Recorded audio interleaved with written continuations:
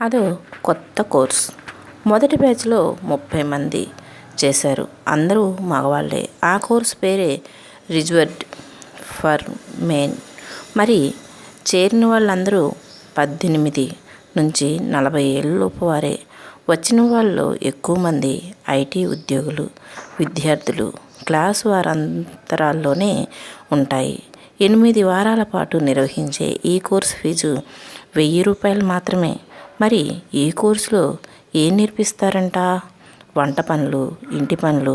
ఆ పనులన్నీ కూడా తప్పదురా బాబు అని తిట్టుకుంటూ కాకుండా, ఆ కాస్త పనికే మా ఇంటి ఇల్లాలకి పెద్ద సాయం చేసేసామని ఫోజులు కొట్టకుండా ఎంత ఒద్దికగా చేయాలో నేర్పిస్తారు.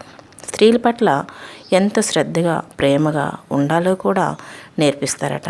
మగవాళ్ళంటే ఏడవకూడదు, రాయిలా ఉండాలి అనే అపోహల్ని తొలగించుకొని తమ ఉద్యోగాలని పంచుకోవటం ఎలాగో కూడా చెబుతారట. ఇందుకోసం సైకాలజిస్టులు, రిలేషన్షిప్ కౌన్సిలర్ల చేత క్లాసులు చెప్పిస్తారు.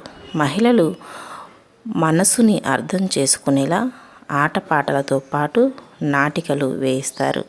చివరి 2 వారాలు వారి కుటుంబాల్లో మహిళల్ని తీసుకొచ్చి మాట్లాడించేలా ఈ కోర్సుని డిజైన్ చేశారు. ఇంతకీ రిజర్వ్డ్ ఫర్ మెన్ అనే ఈ కోర్సుని నేర్పుతున్నది ఏ స్త్రీవాద సంస్థో కాదు. బెంగళూరులోని బతుకు కమ్యూనిటీ కాలేజీ దాని ప్రిన్సిపల్ మురళీమోహన్ కాటి దీన్ని డిజైన్ చేశారు. నేను తండ్రినయ్యాకే జెండర్ రోల్ పట్ల నా దృక్పథం మారింది.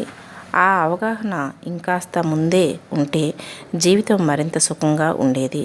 అనుభవంలో నేను నేర్చుకున్న దాన్ని నలుగురికి చెబుదామన్న ఉద్దేశంతో ఈ కోర్సు ప్రారంభించా. సెప్టెంబర్లో మొదలైన తొలి బ్యాచ్కే అనూహ్య స్పందన వచ్చింది అన్నాడు ఆయన. నిజానికి ఈ రోజుల్లో కూడా సైన్స్ ఇంత డెవలప్ అయినా కానీ స్త్రీలు పురుషులు తేడా లేకుండా జాబులు చేస్తూ ఇంటి పని, వంట పని, పిల్లల పని, భర్త పని, అత్తమామల పని అంటూ ఇంట్లో పనంతా సతమతమవుతూ కూడా లేడీస్ అంటే ఉమెన్స్ ఎంత ఓర్పుగా నేర్పుగా సరిదిద్దుకొచ్చుకుంటున్నారో కాపురాలు. అలాగనే వాళ్ళకి కాస్త చేయూతనిస్తే అరిగిపోతారేమో అన్నట్టు బిహేవ్ చేస్తారు కొంతమంది మగవాళ్ళు. అయితే మగ పని, ఆడపని అని తేడా అంటూ ఏం ఉండదండి. ఎందుకని అంటే ఆడవాళ్ళకైనా మగవాళ్ళకైనా ఆకలి ఒకే విధంగా వేస్తుంది. నొప్పి కూడా ఒకలాగనే వస్తుంది.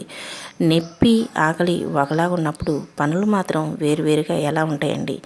భగవంతుడు సృష్టి కార్యాన్ని నిమిత్తం అనేకమైనవి సపరేట్గా పెట్టి ఉండొచ్చు, కానీ నువ్వు ఈ పని చేయకూడదు, నువ్వు ఈ పని చెయ్యాలి అని మాత్రం ఎక్కడా సపరేట్గా పెట్టలేదు అని నా ఉద్దేశం. ఇంటి పనుల్లో అయినా, వంట పనుల్లో అయినా భార్యకి సహకరించాలి భర్త, భర్తకు సహకరించాలి భార్య. వాళ్ళిద్దరూ అన్యోన్యంగా సాగించాలి అంటే ఒకళ్ళ మధ్య ఒకళ్ళకి ఇరు మధ్య కూడా ఎప్పుడూ కూడా భేదాలు అనేవి ఉండకూడదు. అది ఎక్కువ, ఇది తక్కువ, నువ్వు ఎక్కువ, నేను తక్కువ, నువ్వు ఎక్కువ అంటూ ఈ వైరాలు అసలు ఉండకూడదండి. ఇది మన ఇల్లు, మన కుటుంబం, మన ఫ్యామిలీ. మనం తప్పితే ఎవరు చేసుకుంటారు? మన పని మనమే చేసుకోవాలి అన్న ఒక్క ఆలోచన ఉంటే కుటుంబం చాలా సాఫీగా సాగిపోతుందండి. అన్నట్టు నేను మీకు జోక్ చెప్పనా? నాలో నీకు బాగా నచ్చేది ఏమిటి పద్దు? నా అందమా, సామర్థ్యమా, మంచిదనమా భార్యను అడిగాడు రాజు. అబ్బే ఏమీ లేకపోయినా అన్నీ ఉన్నాయి అనుకునే మీ ఆత్మవిశ్వాసం నచ్చుతుందండి అని చెప్పింది భార్య. సరదాకే ఒక జోక్ అలా చెప్పేశారనుకోండి. సరే, కానీ ఒకటి గుర్తుపెట్టుకోండి, నువ్వు చెప్పేది సరైనదైతే కోపంతో పని లేదు. సరైనది కాకపోతేనే కోపించే అర్హత లేదు. దీన్ని బట్టి మీకేమర్థమైంది చెప్పండి? మనం చెప్పే మాటలో ఒక క్లారిటీ, నిజాయితీ ఉంటే ఎదుటి వాళ్ళకి చెప్పేటప్పుడు కానీ, ఎదుటి వాళ్ళు మనకు చెప్పేటప్పుడు కానీ కోపం అనేది రాదు. అది సరైనది కాని పక్షంలో మాత్రమే కోపం అనేది వస్తుంది.